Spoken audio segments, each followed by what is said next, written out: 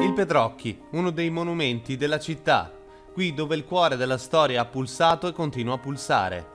Basta pensare che il caffè senza porte fu la base del luogotenente di Radetzky, Konstantin Daspr.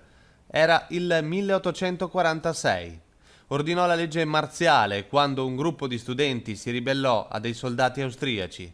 Pare che secondo i Ghost Hunters di Padova, cacciatori di fantasmi, la presenza del generale austriaco si avverta ancora oggi tra le mura del Pedrocchi, voci rilevate con apparecchi ad ultrasuoni. Il Daspre morì veramente di malattia o fu tutta una messa in scena per coprire un'eventuale uccisione? Noi siamo venuti 2 volte all'interno del caffè Pedrocchi per fare un'indagine su eventuali presenze che alleggiano all'interno del caffè.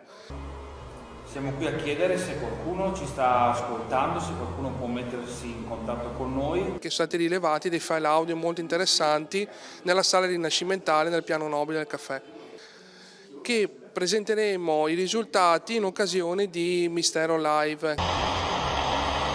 Indagini approfondite, il mistero attorno a tante vicende padovane. Di questo si parlerà sabato sera durante l'evento Mistero Live in Padova.